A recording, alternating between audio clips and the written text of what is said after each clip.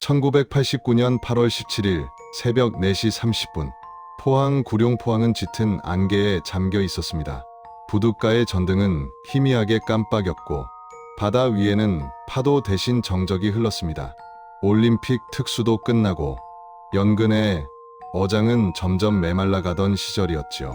그해 여름, 바다는 사람들의 희망을 더 이상 품지 못했습니다.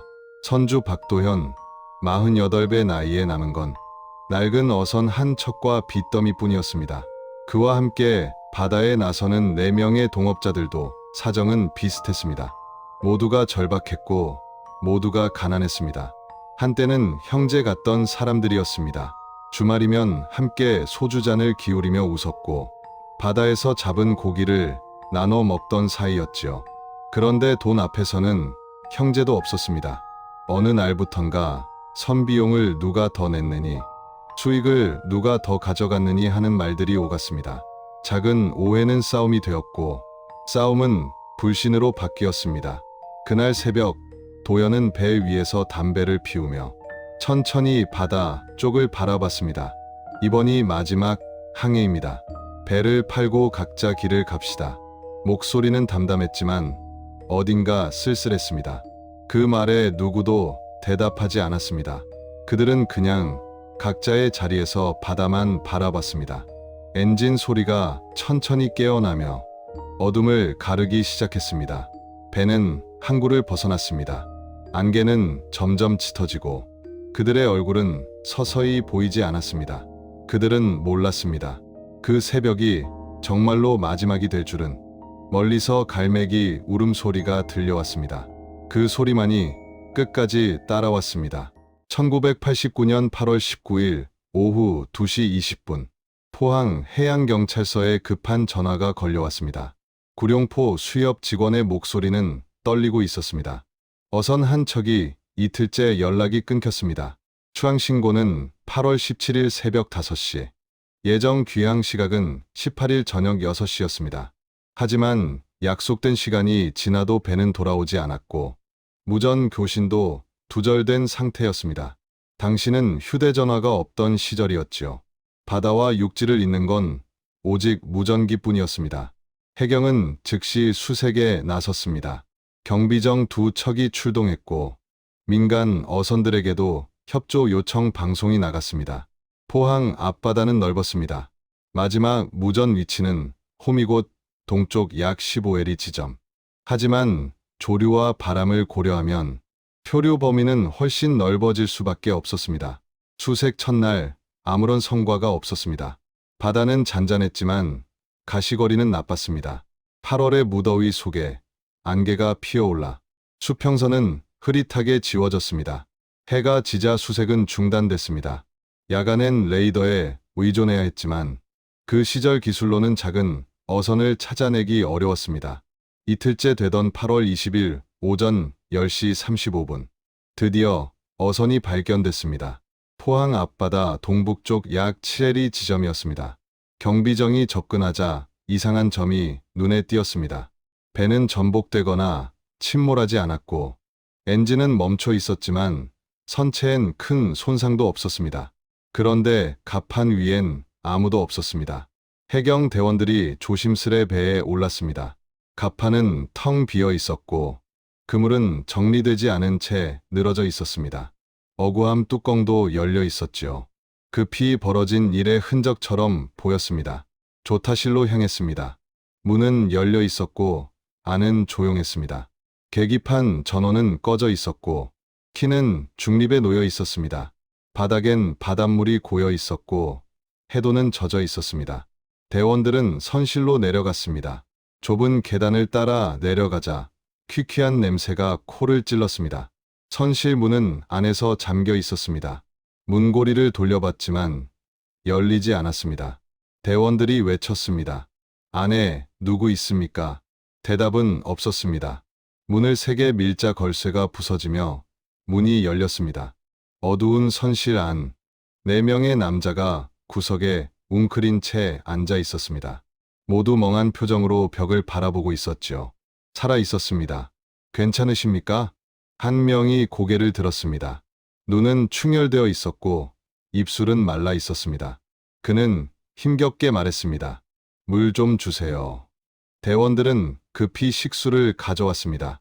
그들은 물을 마시며 천천히 정신을 차리는 듯했습니다. 선장은 어디 있습니까? 잠시 정적이 흘렀습니다. 한 남자가 떨리는 목소리로 대답했습니다. 바다에 빠졌습니다. 경비정으로 옮겨진 그들은 담요를 덮고 따뜻한 차를 마셨습니다. 조사관이 물었습니다. 언제, 어떻게 실종됐습니까? 그들의 대답은 같았습니다. 17일 밤 10시쯤 태풍 같은 강풍이 몰아쳤습니다. 파도가 배를 뒤흔들었고 선장 박도현이 갑판으로 나갔습니다. 그때 큰 파도가 덮쳤고 떨어지는 걸 봤지만 구할 수 없었습니다. 그들은 두려움에 선실로 들어가 문을 잠갔고 엔진은 꺼지고 배는 표류했다고 했습니다. 무전기도 고장났다고 말했습니다. 조사관은 고개를 끄덕였지만 마음속엔 의심이 피어올랐습니다. 태풍이라니. 기상청 기록을 확인해 봤습니다. 그날 포항 근해엔 태풍도 강풍주의보도 없었습니다.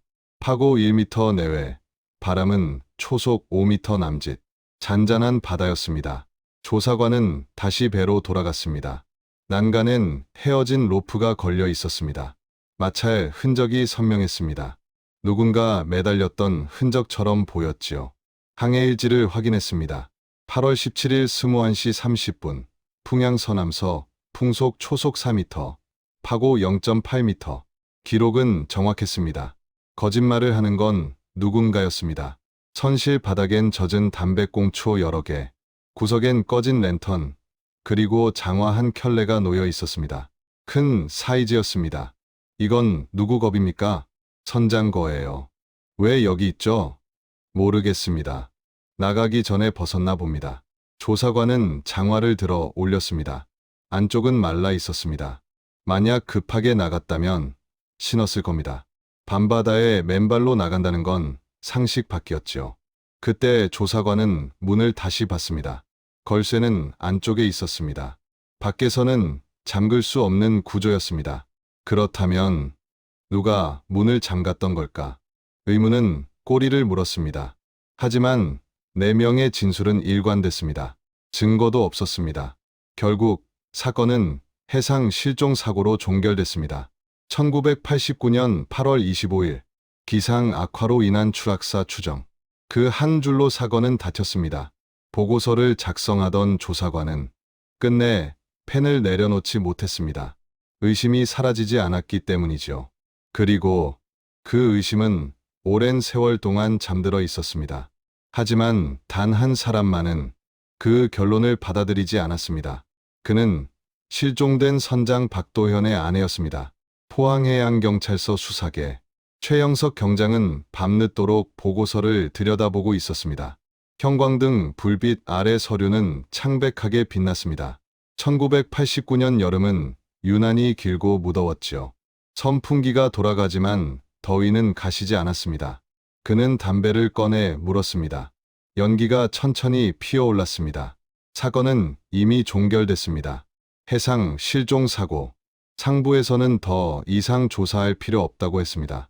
생존자 4명의 진술도 일치했고 외상도 없었으며 선체에도 특이사항이 없었습니다. 단순 사고로 처리하라는 지시였죠.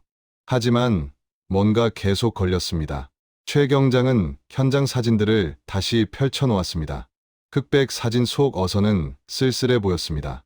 그는 한 장의 사진에 눈길을 멈췄습니다. 갑판의 로프를 확대한 사진. 로프 중간 부분에 마찰 흔적이 또렷했습니다. 그는 어선 근무 경험이 있었습니다. 저런 흔적은 무거운 무언가가 로프에 매달렸을 때 생깁니다. 그물을 끌어올리거나 닷줄을 감을 때 보이는 흔적. 그런데 왜 구명 로프에 그런 자국이 있었을까요? 선실 문도 이상했습니다. 안쪽에서 잠기는 구조였습니다. 해경이 도착했을 때 문은 잠겨 있었지요. 생존자 4명은 모두 선실 안에 있었습니다.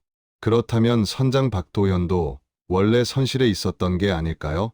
갑판으로 나갔다는 진술이 사실이라면 누가 문을 잠갔을까? 자동으로 잠기는 구조는 아니었습니다. 누군가 손으로 걸쇠를 내렸다는 뜻이었습니다. 최 경장은 생존자 명단을 다시 확인했습니다. 김진수 45 기관장, 이상철 42갑 반장, 정만호 39 선원, 오세훈 37 선원, 모두 박도현과 오래 함께 일한 사람들이었습니다. 어떤 이는 10년 넘게 한 배를 탔지요. 가족 같은 사이라고 들었습니다. 그런 사람들이 왜 선장을 버리고 혼자 문을 잠갔을까? 기상 기록도 의심스러웠습니다. 생존자들은 태풍급 강풍을 말했다.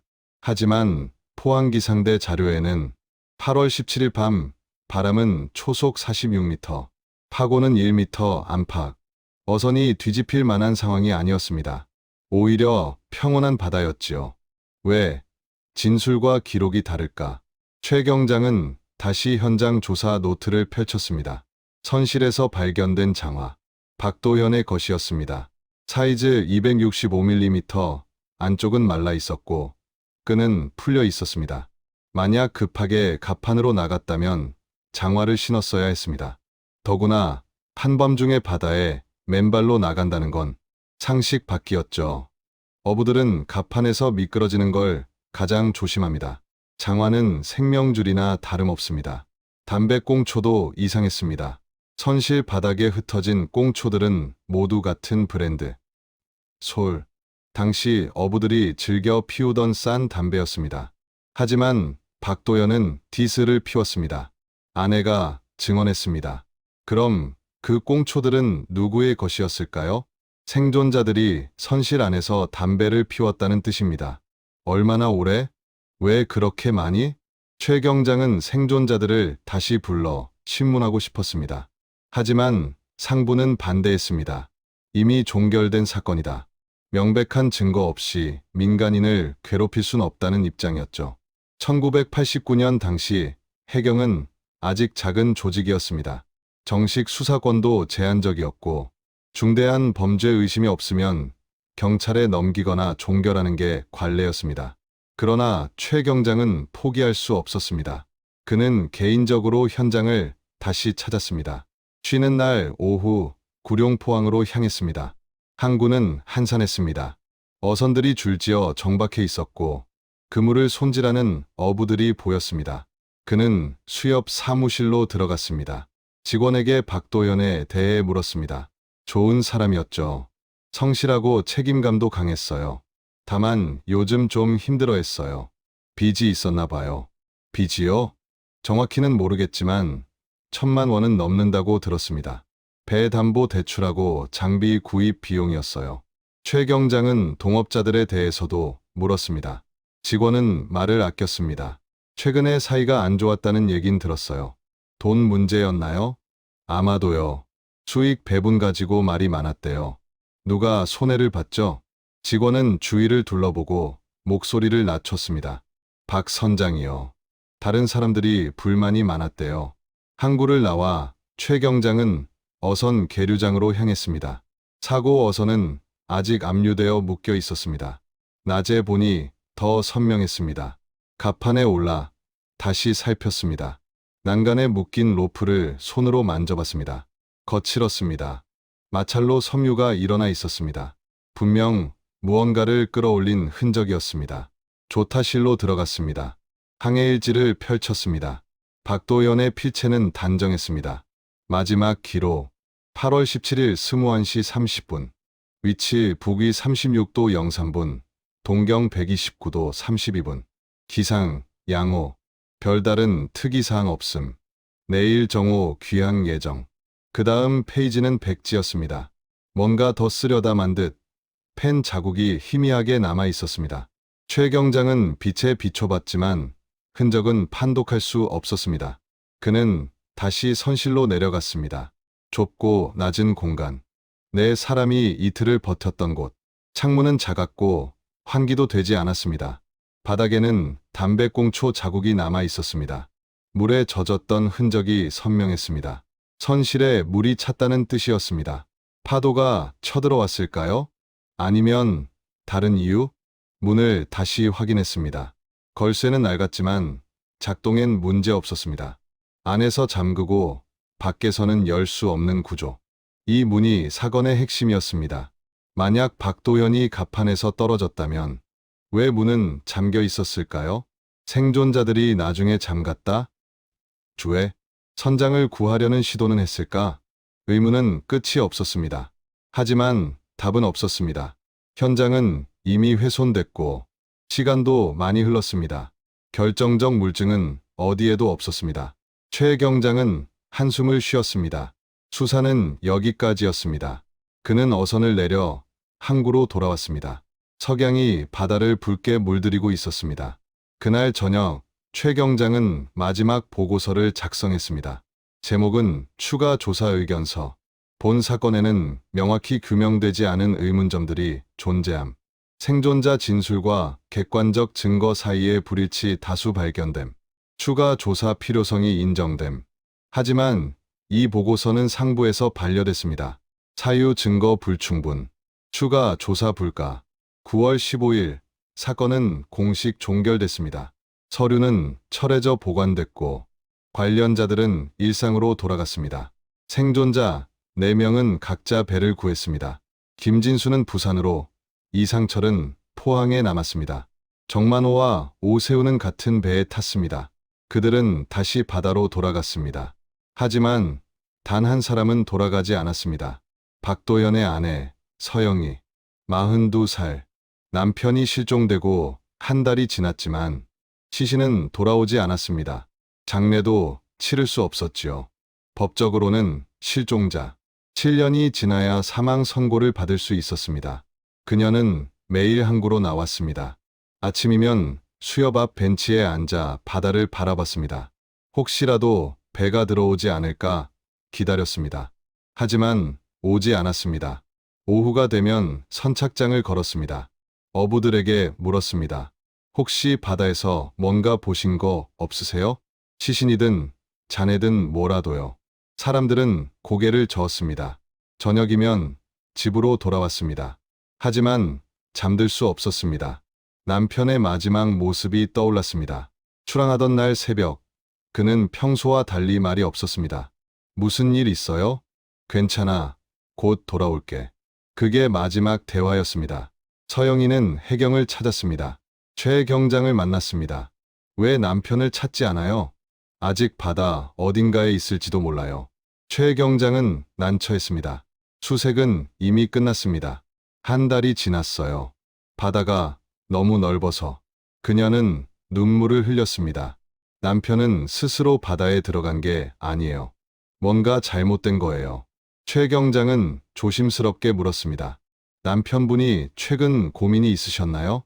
그녀는 고개를 저었습니다. 힘들긴 했지만 포기할 사람은 아니에요. 이번에 배를 정리하고 새 출발하려 했어요. 다른 일 알아보고 있었다고요.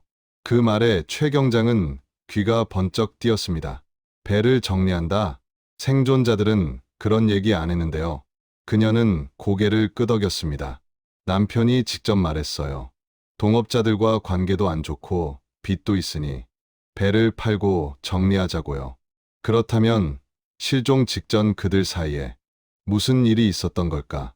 최 경장은 다시 조사하고 싶었습니다. 하지만 상부는 허락하지 않았습니다. 종결된 사건이었습니다. 서영이는 포기하지 않았습니다. 그녀는 생존자들을 직접 찾아갔습니다. 김진수의 집을 방문했습니다.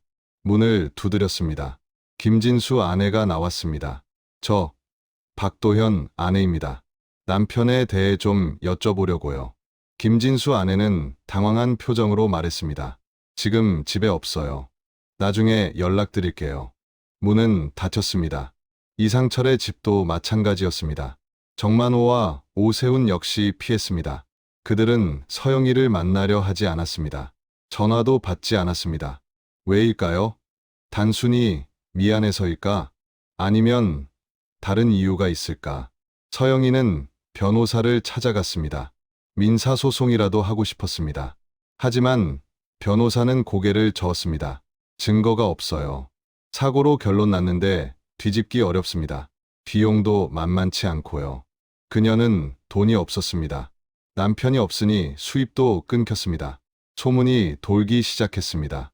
박도현이 빚 때문에 스스로 들어갔다더라. 아니야, 동업자들이랑 싸웠대. 보험금 노렸을지도 몰라. 진실은 소문 속에서 왜곡됐습니다. 서영이는 참을 수 없었습니다. 그녀는 직접 나섰습니다. 수협 앞에서 어부들을 붙잡고 물었습니다. 제발 진실을 알려주세요. 남편에게 무슨 일이 있었나요? 사람들은 피했습니다. 몰라요. 관여하고 싶지 않아요. 시간이 흘렀습니다. 1989년 가을이 깊어갔습니다. 낙엽이 쌓이고 바람이 차가워졌습니다. 하지만 서영이는 멈추지 않았습니다. 그녀는 매일 항구로 나왔습니다. 비가 와도 눈이 와도 그 자리를 지켰습니다. 사람들은 그녀를 미친 여자라 불렀습니다. 하지만 그녀는 신경 쓰지 않았습니다. 최영석 경장은 그 모습을 멀리서 지켜봤습니다. 가슴이 아팠습니다. 그도 알고 있었습니다. 이 사건에는 분명 무언가 숨겨진 게 있다고. 하지만 그는 아무것도 할 수 없었습니다. 사건은 그렇게 종결됐습니다. 기록은 보관됐고 시간은 흘렀습니다. 하지만 진실은 사라지지 않았습니다. 어딘가에 남아 있었습니다.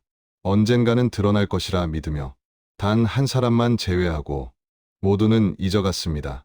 박도현의 아내 서영이만은 끝까지 기억했습니다. 1989년 가을이었습니다. 서영이는 매일 새벽 5시에 눈을 떴습니다. 그 시각은 남편이 바다로 나가던 시간이었지요. 잠은 오지 않았습니다. 대신 꿈을 꾸었습니다. 깊은 바다 속 남편이 손을 뻗는 꿈이었습니다. 그녀는 해변에 서 있었지만 아무리 달려도 닿을 수 없었지요. 눈을 뜨면 베개는 젖어 있었습니다. 부엌으로 가서 찬물로 얼굴을 씻었습니다. 거울은 보지 않았습니다. 이미 자신의 얼굴이 낯설었기 때문이죠. 42살의 나이, 하루아침에 남편을 잃었습니다. 하지만 과부가 된 것도 아니었습니다. 시신이 없으니 장례도 제사도 없었습니다.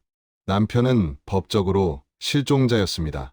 살아있는 것도 죽은 것도 아닌 그 애매한 단어가 그녀의 마음을 천천히 무너뜨리고 있었지요. 밥 한 술을 삼킨 뒤 그녀는 집을 나섰습니다.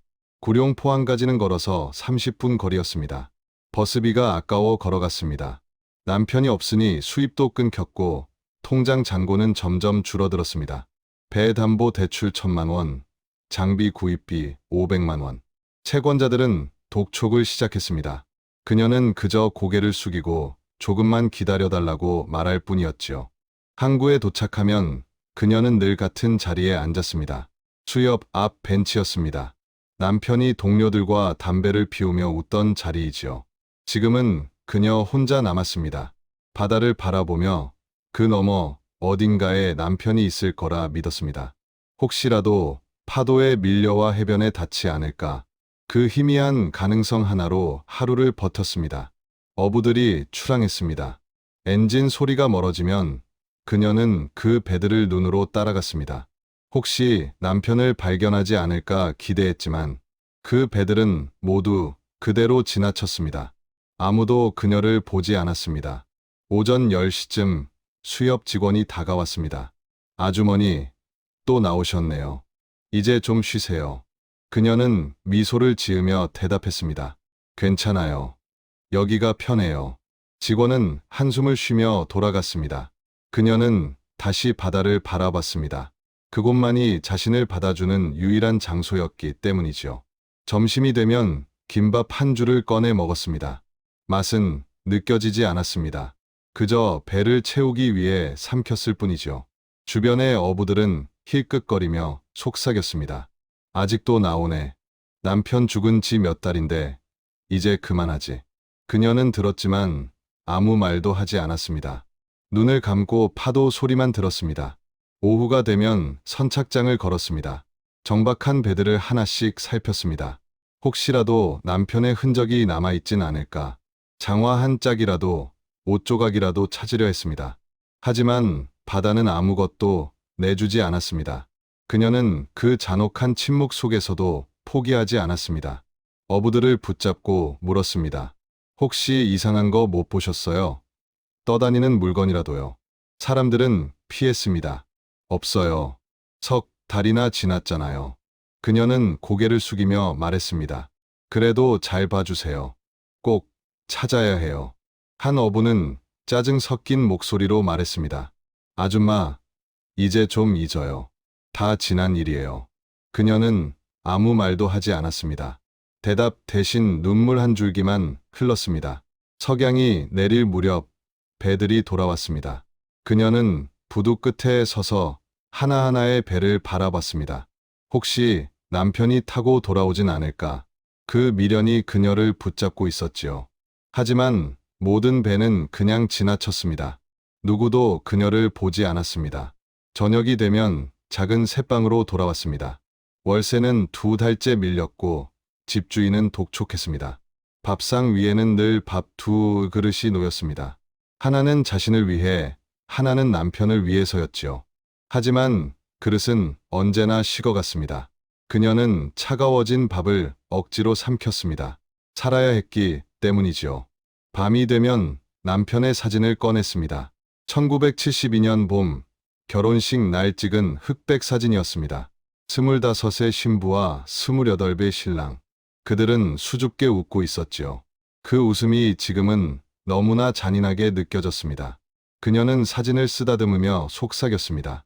왜 나를 두고 갔어요? 왜 아무 말도 없이 떠났어요? 사진 속 남편은 여전히 웃고 있을 뿐이었습니다. 가끔 친정어머니가 찾아왔습니다. 얘야, 이제 그만 돌아가자. 여기서 혼자 어떻게 살래? 서영이는 고개를 저었습니다. 안 돼요. 남편을 찾기 전엔 못 가요. 벌써 3달이야. 이제 그만해야지. 아직 살아있을지도 몰라요. 어머니는 눈물을 흘리며 말했습니다. 딸아, 제발 정신 좀 차려. 바다에서 빠진 사람은 돌아오지 않아. 그녀는 귀를 막았습니다. 싫어요. 아직 안 죽었어요. 어머니가 돌아가고 나자 집은 더 조용해졌습니다. 세상은 그녀를 잊었습니다. 아니, 잊은 척했지요. 사람들은 수군거렸습니다. 빚 때문에 스스로 들어갔대. 보험금이 많았다더라. 아니야, 동업자들이랑 싸웠다잖아. 진실은 소문 속에서 희미해졌습니다. 아이들은 그녀를 놀렸습니다. 저 아줌마, 미친 사람이래. 그녀는 아무 대꾸도 하지 않았습니다. 그저 고개를 숙인 채 지나갔습니다. 가게에서는 외상이 끊겼습니다. 이제 현금만 받아요. 교회에서도 위로는 없었습니다. 목사는 말했습니다. 주님의 뜻을 받아들이세요. 그녀는 교회를 나왔습니다. 신앙도 더 이상 힘이 되지 않았습니다. 친구들도 하나둘 사라졌습니다. 전화는 오지 않았고 문은 두드려지지 않았습니다. 사람들은 죽은 자의 가족을 불길하다고 여겼습니다. 그녀는 세상에서 완전히 고립됐습니다. 남은 건 바다뿐이었지요. 11월이 되자 바람이 차가워졌습니다. 그녀는 얇은 점퍼 하나로 몸을 움츠렸습니다.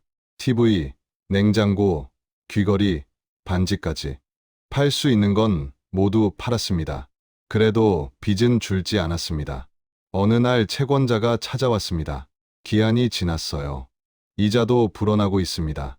그녀는 무릎을 꿇고 말했습니다. 조금만 기다려주세요. 꼭 갚을게요. 채권자는 비웃었습니다. 죽은 사람 돈으로 어떻게 갚을 건데요? 12월, 첫눈이 내렸습니다. 항구는 하얗게 덮였습니다. 그녀는 눈을 맞으며 벤치에 앉았습니다. 손이 얼고 입김이 허공에 흩어졌습니다. 수협 직원이 다가와 말했습니다. 아주머니, 제발 집에 가세요. 얼어 죽어요. 그녀는 미소를 지으며 대답했습니다. 괜찮아요. 이제 추위도 익숙해요. 직원은 커피 한 잔을 건넸습니다. 그 따뜻한 온기만이 그녀를 인간으로 붙잡아 주는 마지막 온도였지요. 그날 밤 전기가 끊겼습니다. 어둠 속에서 그녀는 촛불을 켰습니다. 작은 불빛이 벽을 흔들며 그림자를 만들었습니다. 그녀는 두 손을 모았습니다. 제발 남편을 찾게 해주세요. 그리고 마음속으로 다짐했습니다. 끝까지 포기하지 않겠다고. 세상이 뭐라 해도 상관없다고. 살아있든 죽었든 반드시 찾겠다고 말이지요. 그렇게 1989년의 해가 저물었습니다. 서영이의 고통은 끝나지 않았습니다. 오히려 시작이었지요. 진실이 모습을 드러내기까지. 그녀는 앞으로 더 오랜 세월을 기다려야 했습니다. 하지만 그때는 몰랐습니다. 그 기다림의 끝에 세상을 뒤흔들 비밀이 숨어 있었다는 것을 말이지요. 바다는 여전히 아무 말도 하지 않았습니다. 그저 파도만이 하얀 입김처럼 조용히 숨을 쉬고 있었지요. 2000년 3월 어느 토요일 오후였습니다. 박민수는 다락방을 정리하고 있었지요. 22살의 청년은 대학을 휴학한 상태였습니다. 등록금을 마련할 수 없었기 때문입니다. 아르바이트로 번 돈은 생활비로 모두 사라졌고 그는 어머니를 도와야 했습니다. 아버지가 실종된 지 어느덧 11년이 흘렀습니다. 그때 민수는 11살이었지요. 기억 속의 아버지는 점점 흐릿해졌습니다. 큰 손으로 머리를 쓰다듬던 감촉, 바다, 냄새가 밴 작업복, 새벽마다 항구로 나가던 뒷모습. 그게 전부였습니다. 아버지는 그렇게 사라졌고 한 번도 돌아오지 않았습니다. 그때부터 민수는 어른이 되어야 했습니다. 중학생 때 신문을 돌렸고 고등학교 때는 주유소에서 야간 일을 했습니다. 책을 살 돈이 없어 도서관에서 공부했죠. 성적은 평범했지만 포기하지 않았습니다. 그러나 1997년 IMF 외환위기가 닥쳤습니다.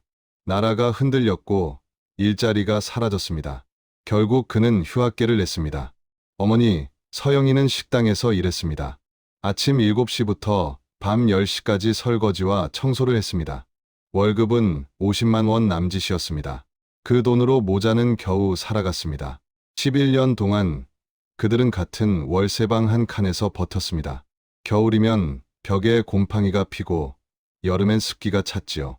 그래도 어머니는 포기하지 않았습니다. 매주 일요일이면 항구에 갔습니다. 남편이 돌아올 거라 믿었기 때문입니다. 민수는 그런 어머니가 안타까웠습니다. 하지만 답답하기도 했습니다. 11년이 지났는데 왜 아직도 기다릴까? 이제는 받아들여야 하는 게 아닐까 생각했지요.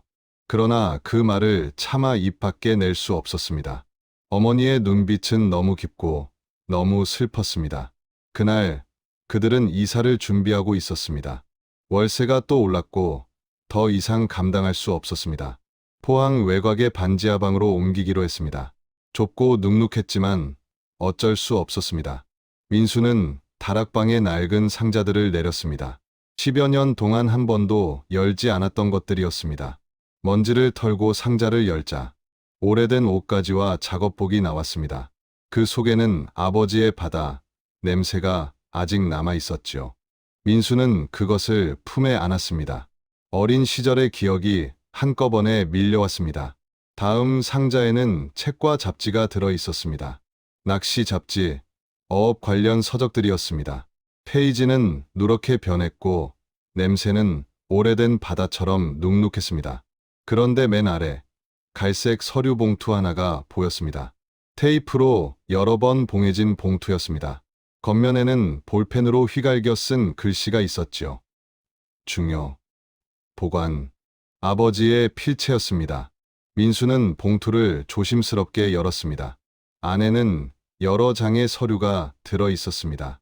선박 등록증, 어업 허가증, 대출 계약서 등. 그중 한 장이 눈에 들어왔습니다.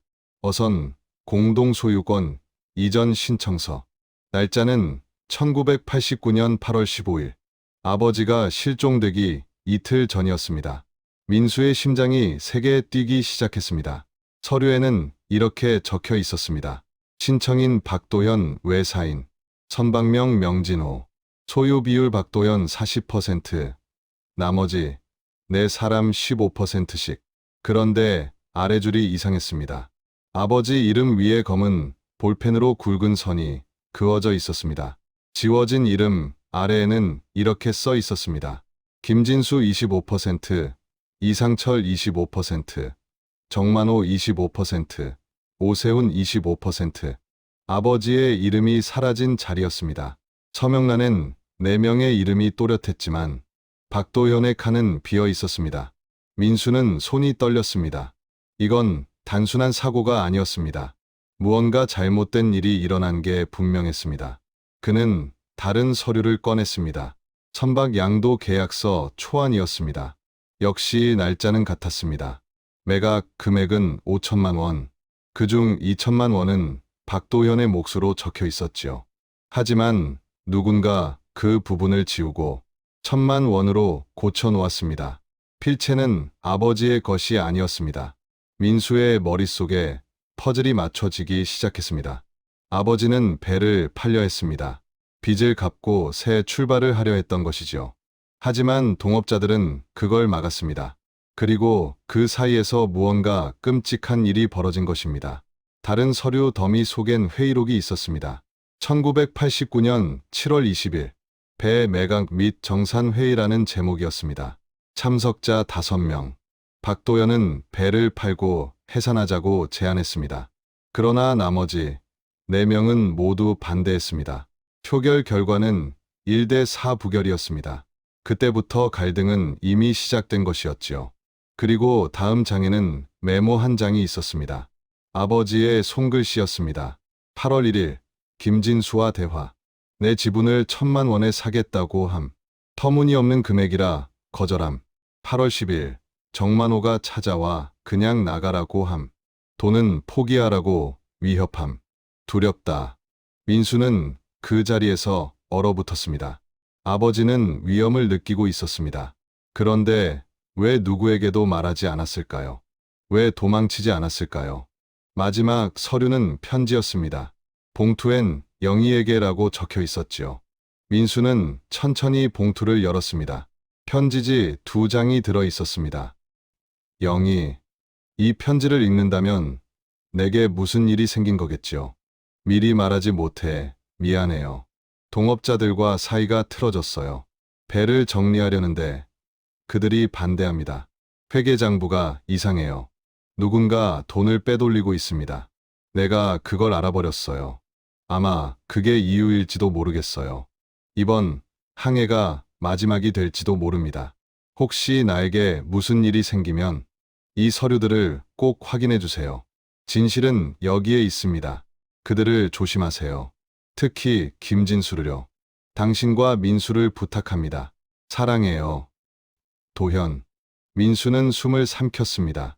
11년 만에 들려온 아버지의 마지막 목소리였습니다. 눈물이 저절로 흘렀습니다. 아버지는 이미 모든 걸 알고 있었던 것이죠. 그는 서류와 편지를 들고 아래층으로 내려갔습니다. 부엌에서 설거지하던 어머니에게 다가갔습니다. 엄마, 이거 좀 봐요. 서영이는 손을 닫고 다가왔습니다. 뭔데? 아빠 실종 이틀 전에 작성된 서류예요. 그녀는 서류를 들고 읽었습니다. 얼굴이 점점 굳어졌습니다. 손이 떨렸습니다. 이게 뭐야? 그녀의 목소리가 흔들렸습니다. 민수는 조용히 대답했습니다. 아빠, 이름이 지워져 있어요. 그 사람들이 아빠 몫을 나눠 가졌어요. 그 순간 어머니의 표정이 변했습니다. 11년 동안 눌러왔던 슬픔이 분노로 바뀌었습니다. 민수가 편지를 건넸습니다. 그녀는 떨리는 손으로 편지를 펼쳤습니다. 남편의 글씨를 따라 눈으로 읽으며 다시 세상이 무너지는 듯 울었습니다. 그러나 울음은 오래가지 않았습니다. 대신 굳은 다짐이 자리했습니다. 민수야, 네, 엄마, 우리 아버지를 찾아야 해. 진실을 밝혀야 해. 민수는 고개를 끄덕였습니다. 그래요. 이제 시작이에요. 그날 밤 모자는 잠들지 못했습니다. 식탁 위에 서류를 펼쳐놓고 증거를 하나씩 정리했습니다. 내일 경찰에 가기로 했습니다. 재조사를 요청하기로 했지요. 창밖에는 봄비가 내리고 있었습니다. 11년 만에 처음으로 희망의 냄새가 느껴졌습니다. 어딘가에서 아버지의 목소리가 들리는 듯했습니다. 진실을 찾아라, 포기하지 마라. 민수는 다짐했습니다. 반드시 밝혀낼 거예요. 그날 밤 봉인된 서류 한 장이 모든 것을 바꾸기 시작했습니다. 11년 동안 잠들어 있던 진실이 세상 밖으로 깨어나고 있었지요. 새벽이 밝았습니다. 비는 그쳤고 공기는 차가웠습니다. 민수는 창문을 열었습니다. 멀리 바다가 보였습니다. 아버지가 사라진 그 바다였지요. 그는 조용히 속삭였습니다. 아버지, 기다려주세요. 꼭 찾아드릴게요. 그렇게 2000년의 봄, 봉인된 진실이 세상 위로 떠오르기 시작했습니다. 그리고 모든 것은 이 한 장의 서류에서부터 시작된 것이었지요. 2000년 3월 20일 월요일 아침이었습니다. 민수와 어머니는 11년 만에 다시 포항경찰서를 찾았지요. 현관문을 들어서자 소독약 냄새가 코를 찔렀습니다. 복도는 좁고 어두웠으며 의자에는 민원인들이 묵묵히 순서를 기다리고 있었지요. 민수는 번호표를 뽑았습니다. 47번이었습니다. 앞에 15명이 기다리고 있었지요. 그는 어머니와 함께 구석의자에 앉았습니다. 손에는 낡은 서류 가방을 꼭 쥐고 있었지요. 그 안에는 11년 동안 숨겨져 있던 증거들이 들어 있었습니다. 1시간이 지나고 드디어 이름이 불렸습니다. 47번 손님. 민수는 자리에서 일어나 창구로 다가갔습니다. 중년의 경찰관이 무표정하게 물었습니다. 무슨 일로 오셨습니까? 재조사 신청하러 왔습니다. 1989년 8월 17일 포항 앞바다에서 실종된 박도현 사건입니다. 경찰관은 잠시 컴퓨터를 두드렸습니다. 당시는 전산화가 막 시작된 시기였지요. 오래된 사건은 아직 종이 기록으로 남아 있었습니다. 잠시 후 그는 뒤쪽 서고에서 낡은 파일을 꺼내왔습니다. 이 사건 맞습니까? 민수는 고개를 끄덕였습니다. 맞습니다. 재조사 이유가 뭡니까? 새로운 증거를 발견했습니다. 민수는 조심스레 서류 가방을 열었습니다. 그 안에는 어선 소유권 이전서가 있었지요. 이 서류를 보세요. 실종 이틀 전에 작성된 건데 아버지 이름이 지워져 있습니다. 경찰관은 서류를 유심히 살폈습니다. 그렇군요. 하지만 이게 범죄 증거라고 보긴 어렵습니다. 단순한 소유권 분쟁 아닐까요? 아닙니다. 민수의 목소리가 단단해졌습니다. 아버지는 이 문서에 서명을 거부하셨습니다. 그런데 이틀 뒤에 실종됐어요. 그걸 우연이라고 하시겠습니까? 경찰관은 난처한 표정을 지었습니다. 11년 전 사건이라 쉽지 않을 겁니다. 담당 형사를 만나보시죠. 잠시 뒤 형사 한 명이 들어왔습니다. 50대 중반쯤의 남자였지요. 이름은 강대식 경이었습니다. 그는 민수와 어머니를 조사실로 안내했습니다. 좁은 방 안에는 책상 하나와 의자 3개뿐이었습니다. 형광등 불빛이 차갑게 내려앉았지요. 강 경위는 담배를 꺼냈습니다.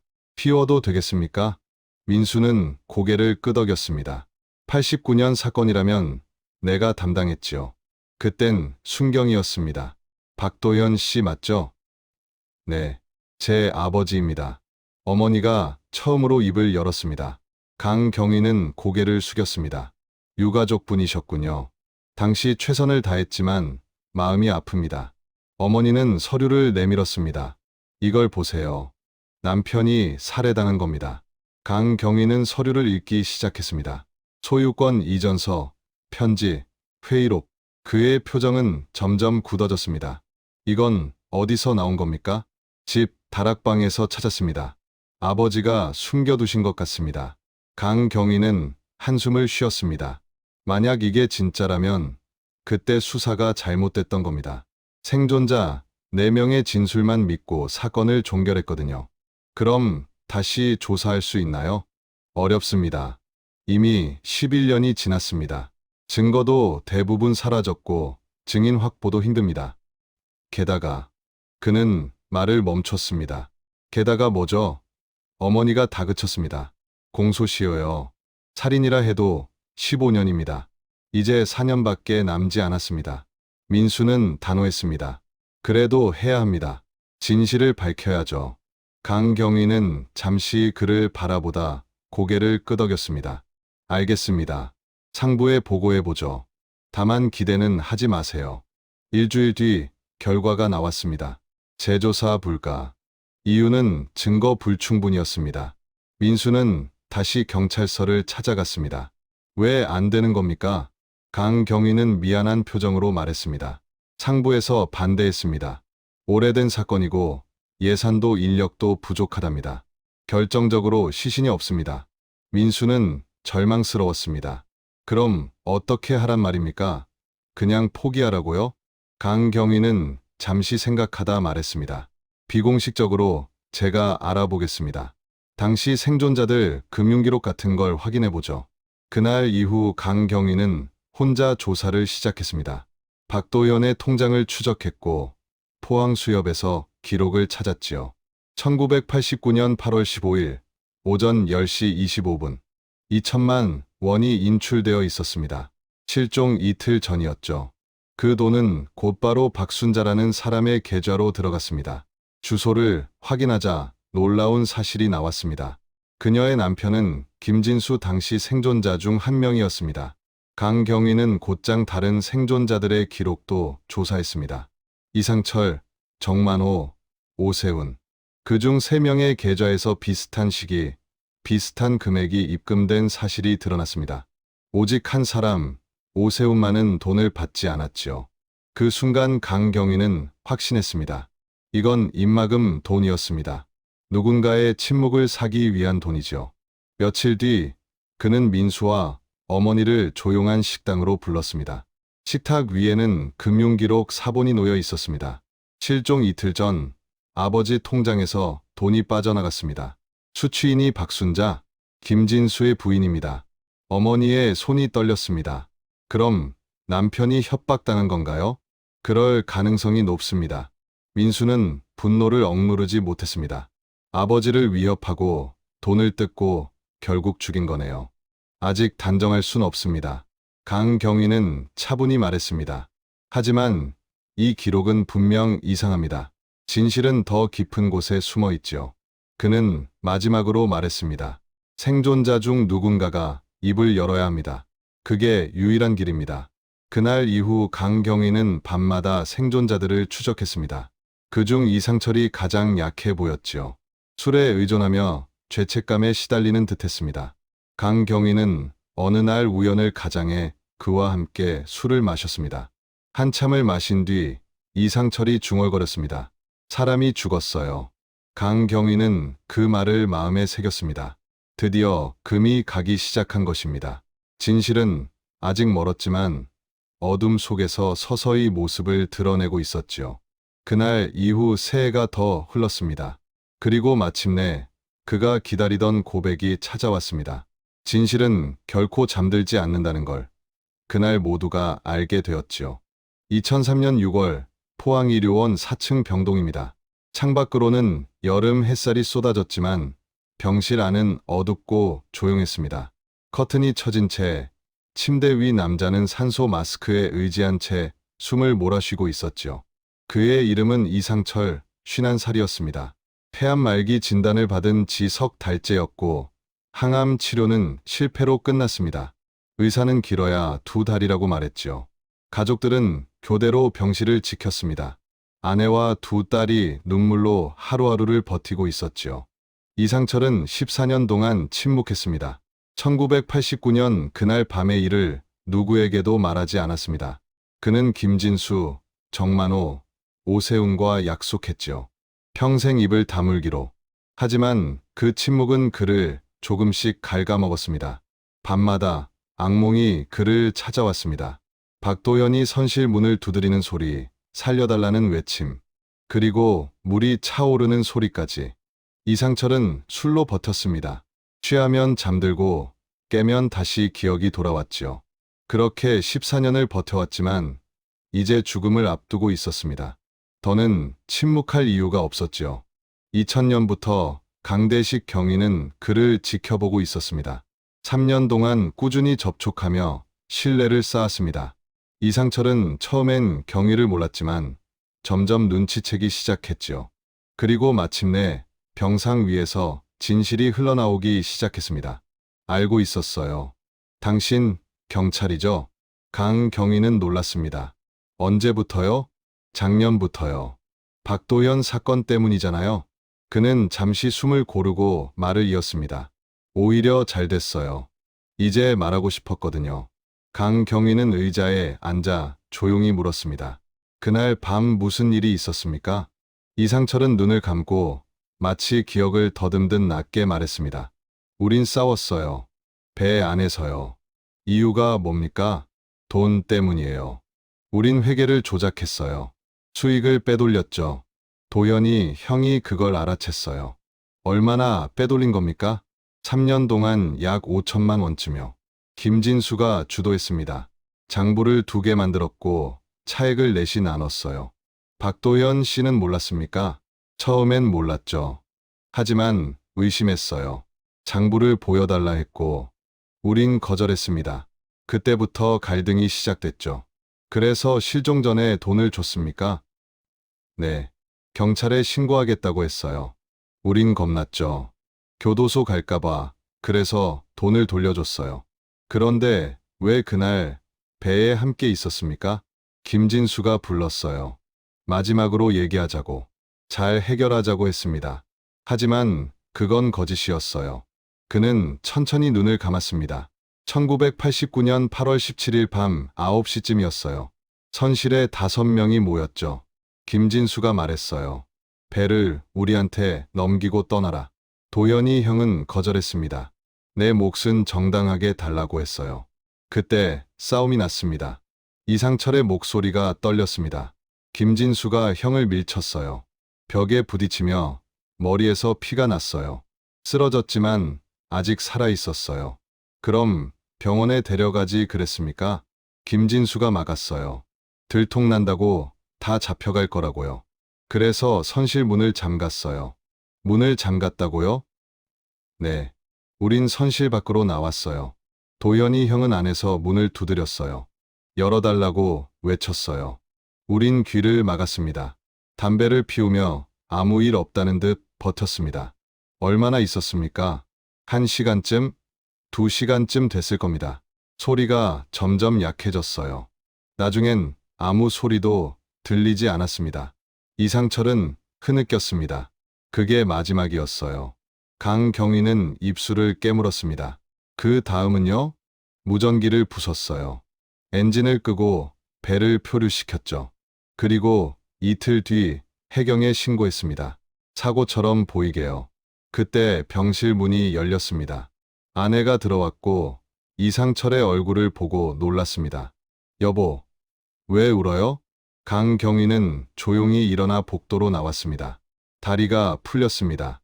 14년 묵은 진실이 드디어 세상에 모습을 드러냈습니다.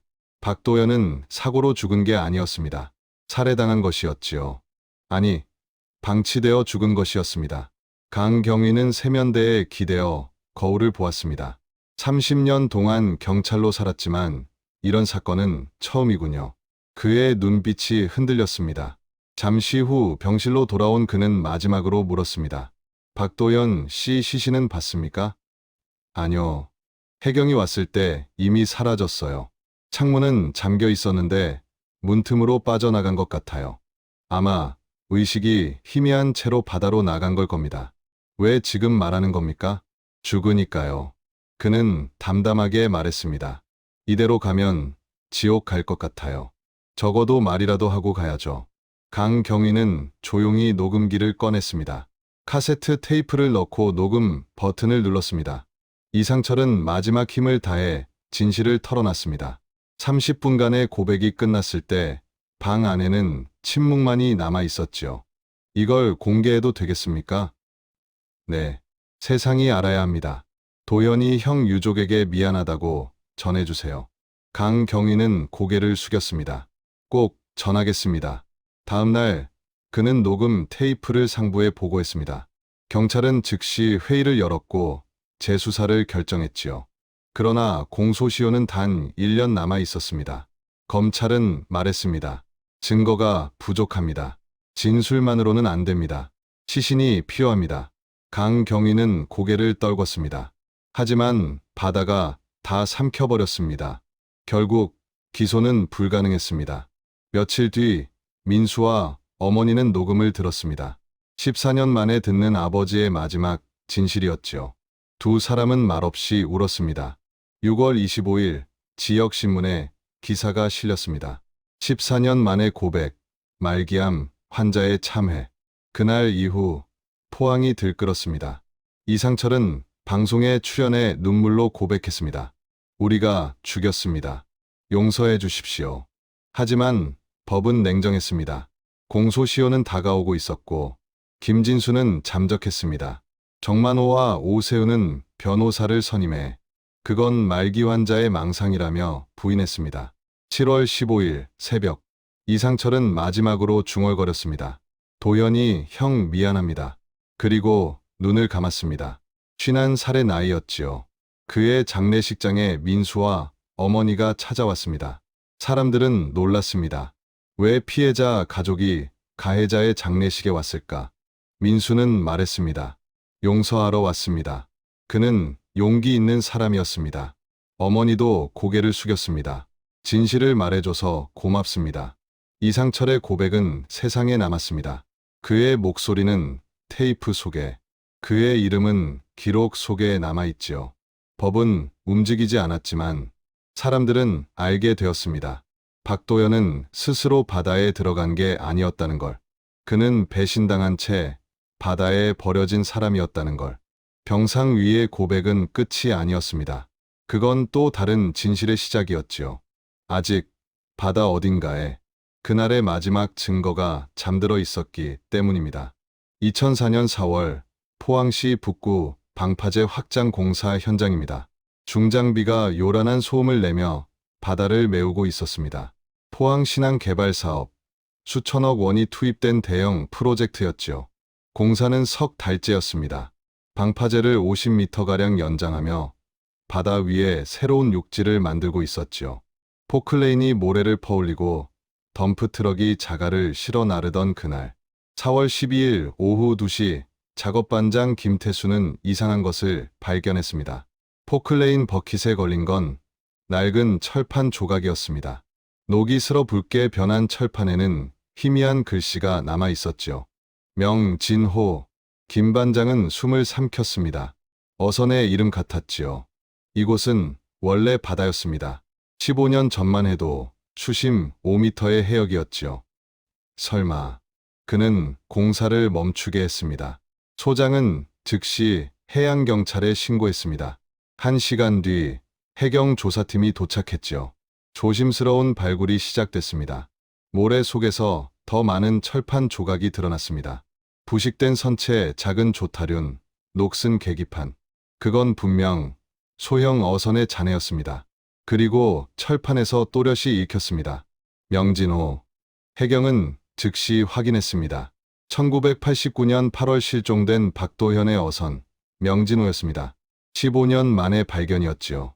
국과수 감식팀이 투입됐습니다. 작업은 고고학 발굴처럼 조심스러웠습니다. 배는 옆으로 누운 채 모래 속에 묻혀 있었습니다. 길이 12m, 폭 3m의 작은 어선. 사흘째 선실 문이 드러났습니다. 문은 닫혀 있었고 안쪽에서 잠긴 듯 움직이지 않았습니다. 감식팀은 조심스레 문틀을 뜯었습니다. 1시간 뒤 마침내 문이 열렸습니다. 15년 만에 열린 선실이었지요. 손전등 불빛이 어둠을 가르자 진흙 속에서 무언가가 반짝였습니다. 사람의 뼈였습니다. 갈비뼈, 척추, 그리고 두개골. 바닥엔 손가락 뼈가 흩어져 있었습니다. 마치 벽을 긁으며 탈출을 시도한 듯한 자세였지요. 옆에는 손목 시계가 있었습니다. 줄은 끊어졌지만 시계는 멈춘 채 그대로였지요. 바늘은 오전 1시 47분을 가리키고 있었습니다. 사망 추정 시각 1989년 8월 18일 새벽. 이상철의 진술과 정확히 일치했습니다. 선실 벽에는 손톱 자국이 남아 있었습니다. 문손잡이는 안쪽으로 휘어 있었습니다. 밖으로 힘을 준 흔적이었지요. 그는 살기 위해 끝까지 문을 당겼던 것입니다. 감식팀은 지갑을 발견했습니다. 젖은 가죽 속 희미하게 남은 이름. 박도현. 드디어 찾았습니다. 소식은 곧 민수에게 전해졌습니다. 그는 어머니와 함께 현장으로 달려왔습니다. 유골이 천으로 덮인 채 실려 나올 때 어머니는 무너졌습니다. 도현 씨, 당신 거기 있었군요. 15년을 찾았어요. 이제야 만났네요. 민수는 눈물을 삼켰습니다. 믿고 싶지 않았습니다. 하지만 아버지는 그 선실 안에서 혼자 죽었습니다.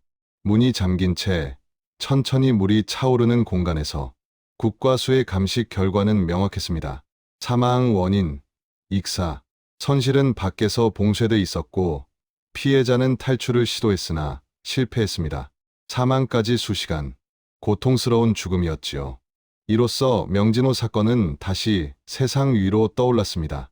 검찰은 즉시 김진수, 정만호, 오세훈을 긴급 체포했습니다. 살인 혐의였습니다. 하지만 문제는 공소시효였습니다. 사건 발생은 1989년 8월 17일. 당시 살인죄의 공소시효는 15년. 2004년 8월 17일 만료까지 단 4개월이 남아 있었죠. 재판은 속전속결로 진행됐습니다. 검찰은 이상철의 녹음, 국과수 감식서를 제출했습니다. 피고인들은 끝까지 부인했습니다. 그러나 오세훈이 결국 자백했습니다. 맞습니다. 우리가 문을 잠갔습니다. 그날 우린 겁이 났습니다. 하지만 이제 용서를 빕니다. 법정은 침묵에 잠겼습니다. 판사는 판결을 내렸습니다. 김진수 살인방조 징역 10년, 정만호 징역 7년, 오세훈 반성 참작 징역 5년, 집행유예. 민수는 그제야 아버지의 장례를 치를 수 있었습니다. 15년 만의 장례식이었지요. 유골은 화장되어 구룡포항이 내려다 보이는 언덕에 묻혔습니다. 묘비에는 이렇게 새겨졌습니다. 박도현 1941만 1989점. 바다를 사랑한 사람, 진실을 지킨 사람. 어머니는 무덤 앞에서 속삭였습니다. 이제 편히 쉬어요. 당신은 잘못이 없어요. 세상이 잘못한 거예요. 민수는 바다를 바라봤습니다. 아버지를 삼켰던 그 바다. 이제는 진실을 돌려준 바다였습니다. 바다는 잔인했습니다. 모든 걸 삼켰지만 결국 모든 걸 돌려줬습니다. 진실은 가라앉지 않았습니다.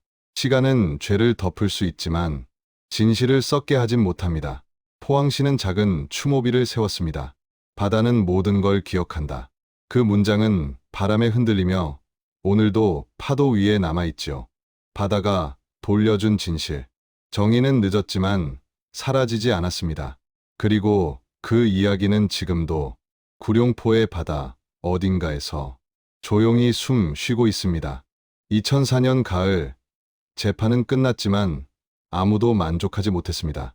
김진수는 징역 10년, 정만호는 7년, 오세훈은 집행유예로 풀려났지요. 민수는 분노했고 어머니 서영이는 조용히 말했습니다.